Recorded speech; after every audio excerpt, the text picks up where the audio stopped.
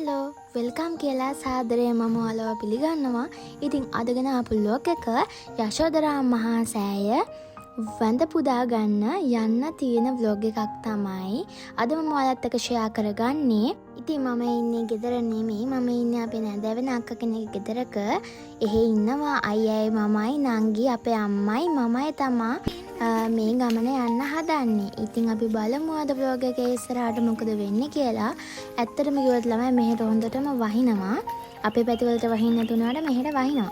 මම ඉතින් වීඩියෝ කලාපය කෙනෙක් ළමයි. ඉතින් මේ පොඩි වීඩියෝ එක රැල්ලක් වගේ තමයි තියෙන්නේ මේ යන ටිකේ නම්. මොකද මේ ගොඩක් දුර ආවා. ෆෝන් එක උස්සගෙන මට යන්නත් ලැජ්ජයි වගේ මම කවදාවත් එහෙම වීඩියෝ කරලා නැති නිසා. ඔන්න ඉතින් අපි හරිම තැනට ආවා මහමෙවුනාව අනගාരികා ආසපුව උඩුපිල. ඉතින් ඉස්සෙල්ලම ඇතුළු වෙනකොට මෙතන මෙහෙම තමයි තියෙන්නේ. ඉතින් මට පුළුවන් විදිහට මම ඔයාලට ඇතුළේ වීඩියෝ ක්ලිප්ස් ටිකක් ගේන්නම්. ඉතින් මම පහන් තියලා තමයි මමම වීඩියෝ කරන්නේ. අපි එදා ගිය දවසේ ගොඩක් කට්ටිය නම් ඉඳියේ නැහැ. හැබැයි මෙනින් වහන්සේලාට දානයක් දෙන්න වෙන්න ඇති. නන්දලා මමලා වගේක්ම ඇවිල්ලා හිටියා. ඊට පස්සේ අපි හඳුන්කුරු පත්තු කරා.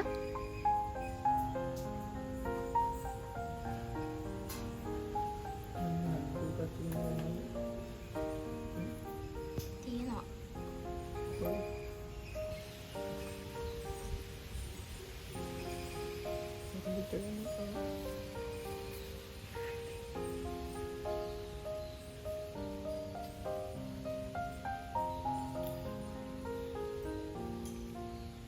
ඊට පස්සේ අපි ගෞතම බුදුරජාණන් වහන්සේට මල් පහන් පූජා කරලා වැඳ පුදා ගත්තා.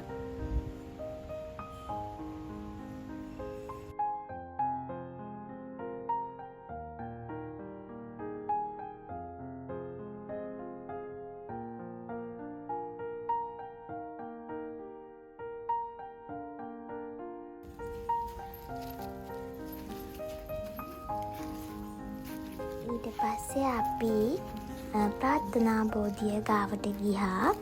එතන බෝකොලේ ඉඳලා අපි එතන එක ප්‍රාර්ථනාවක් කරලා ආවා. හැබැයි කවදාවත් එතන කාමුක දේවල් ඉල්ලන්න යන්න එපා.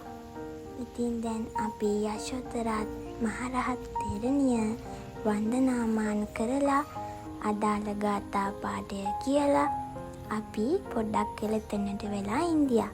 ඉතින් දැන් මම පෙන්නන්නම් ආවට වටපිටාව කොහොමද තියෙන්නේ කියලා. අපි යනකොට මෙන්න මේ පොකුණක් තිබුණා. මේ පොකුණේ ලස්සන මාළු ඉන්නවා.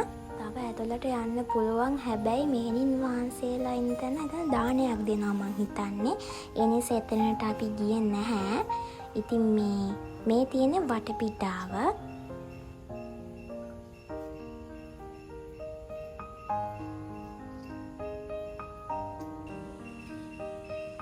ඒ වුණාට කැමරා තියෙන්නේ කොහොමදයි නේද?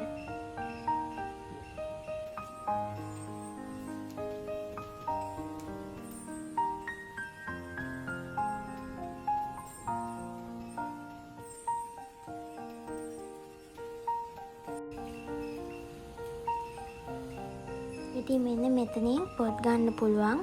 හැබැයි ළමයිද අපිට ගන්න බැරි වුණා. මොකද වහලා තිබුණේ අපි ගියපු දවසේ. ඉතින් ආයෙමත් අලුත් vlog එකකින් හම්බ වෙනකන් මම subscribe කරලා තියාගන්න. අවසානයේ වෙනකන් ඉඳියට ගොඩක් ස්තුතියි ඔයාට.